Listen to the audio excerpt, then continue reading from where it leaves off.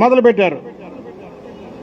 అసలుకే జగన్మోహన్ రెడ్డి పేరు చెబితేనే విధ్వంసం అని భయపడుతున్నారు ప్రజలు. చంద్రబాబు నాయుడు గారంటే విజను, అది ప్రతి ఒక్కరికి తెలుసు. మాట వస్తే వయసు గురించి మాట్లాడతారు. వయసు గురించి ఎందుకు మీకు? చంద్రబాబు నాయుడు గారు నిన్ను 100 ఏళ్ళు జీవించి ఉంటారు.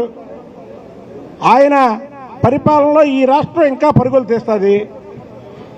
మొన్న ఒక వారం 10 రోజుల క్రితం విజయసాయి రెడ్డి అనగా 2 సార్లు రాజ్యసభ సీట్ ఇస్తే రాజీనామా చేసి అతను అధికారంలో ఉన్నప్పుడు దాచుకున్నటువంటి డబ్బు కానీ అతని మీద ఉన్నటువంటి చోరీ కేసులు కానీ రాజీనామా చేస్తే చంద్రబాబు నాయుడు గారు అక్కడిని చేర్చుకుంటారు అనుకున్నారు. చంద్రబాబు గారి దగ్గరికి వెళ్ళారు, కూటమి నాయకుల దగ్గరికి వెళ్ళారు.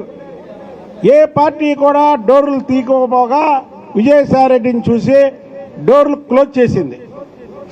ఆయన అంటాడు చంద్రబాబు నాయుడు గారి చావు గురించి మాట్లాడతాడు. విజయసాయి రెడ్డి నీకు చెప్తున్నాం, ఇంకొకసారి కానీ చంద్రబాబు నాయుడు గారి చావు గురించి నీ నోట్లోంచి వచ్చిందా నిన్ను వదిలిపెట్టే ప్రసక్తే లేదు. ఎందుకంటే మొన్న మా నాయకుడు మీటింగ్లో కొన్ని విషయాలు చెప్పారు. ఎవరిని బూతులు మాట్లాడద్దు, ఎవరిని వ్యక్తిగతంగా మాట్లాడద్దు అని.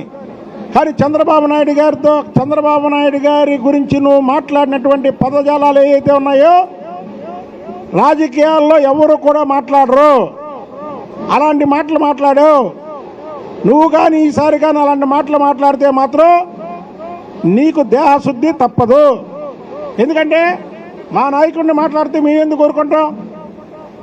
అయినా నువ్వు మళ్ళీ అందులో అంటాడు రాజకీయంగా ఏదైనా వ్యతిరేకించుకోవాలి కానీ వ్యక్తిగత కక్షలు ఉండకూడదు అంటాడు. వ్యక్తిగత కక్షలు ఏంటి? జగన్మోహన్ రెడ్డితో 16 నెలలు జైల్లో ఉన్నది ఎప్పుడు? ఏ ప్రభుత్వంలో? ఆ రోజు కాంగ్రెస్ ప్రభుత్వంలో. ఆ రోజు ఎందుకు వెళ్ళావు నువ్వు జైలుకి? అసలు ఈ సూట్ కేసు కంపెనీలకి దారి చూపిందే నువ్వేదో నిజాయితీ పరుల్లాగా, నువ్వేదో సత్యశీలులాగా మాట వస్తే మళ్ళీ డిజిటల్ మీడియా పెడతాను, పేపర్ పెట్టు. ఎవరు వద్దంటారు? ఎవరైనా వద్దన్నారా? అయితే నేను కూడా